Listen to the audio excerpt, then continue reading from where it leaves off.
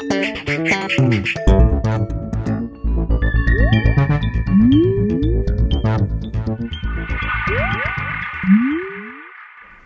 everyone and welcome to the Vortex, where lies and falsehoods are trapped and exposed.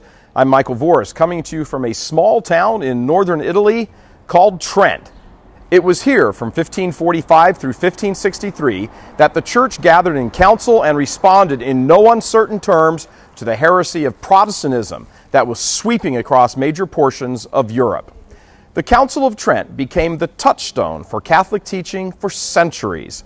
But allow us to set the stage for you. For the 2 centuries leading up to Trent, the church was being racked with division, from the Western Schism, where various men were claiming to be the Pope at the same time, to the Avignon papacy, where the popes were largely under the control of the French monarchy and then had deserted Rome for southern France. Along with those headliners, the daily life of the Catholic Church had fallen into great disarray as well, with bishops not living in their diocese, priests not having any real formal training and formation. The moral life of many church leaders was despicable, large numbers being corrupt, either morally, financially, or spiritually, or some combination thereof.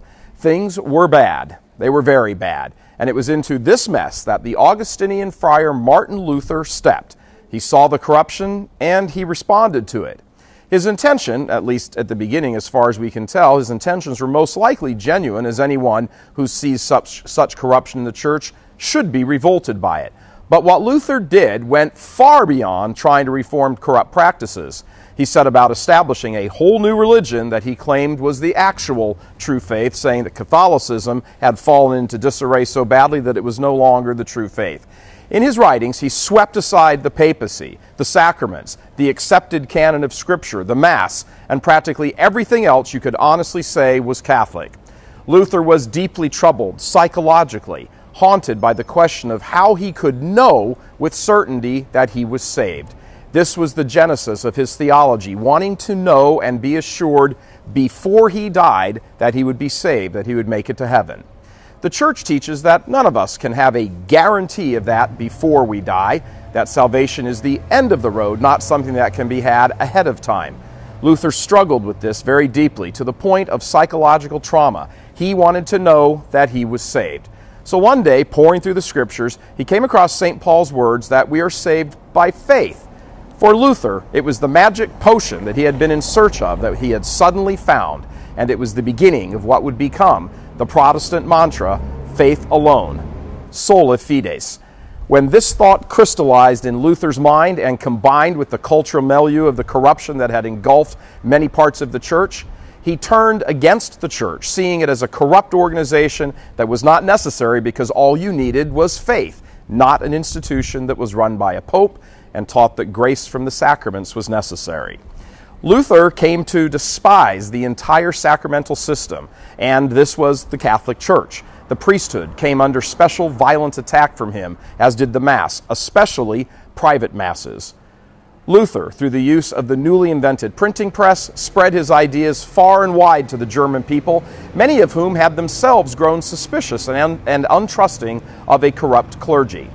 The so-called Protestant Reformation was the perfect storm of a dynamic man, speaker, who had the means to express his ideas in a compelling fashion, and a church desperately in need of reform. It took decades for the church to realize the storm that was breaking on it and respond formally and authoritatively here in Trent. As a matter of fact, in that cathedral right there.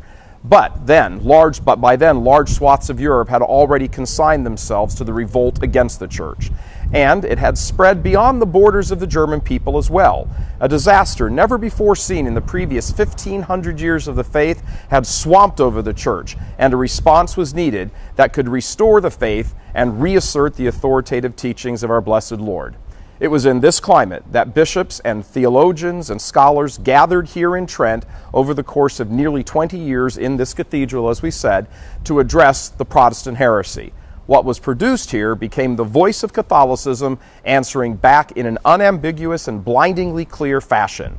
The fathers of the Council of Trent set about not only making crystal clear the church teachings, but also instituting reforms that were badly needed.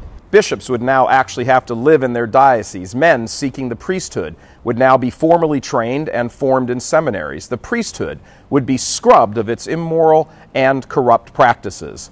But more than that, what had happened in this cathedral nearly 500 years ago set the tone for the church right down to recent times of how the church would relate to the world, view Protestantism, understand her own liturgy more clearly, instruct the faithful, interpret sacred scriptures, and a host of other things.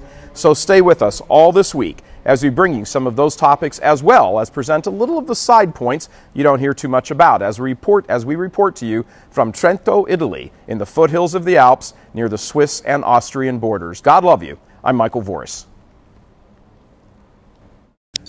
RealCatholicTV.com has changed its name. We're now ChurchMilitant.tv. New name on the dog tags, same battle plan for the salvation of souls. ChurchMilitant.tv. Join us in combat, like us on Facebook.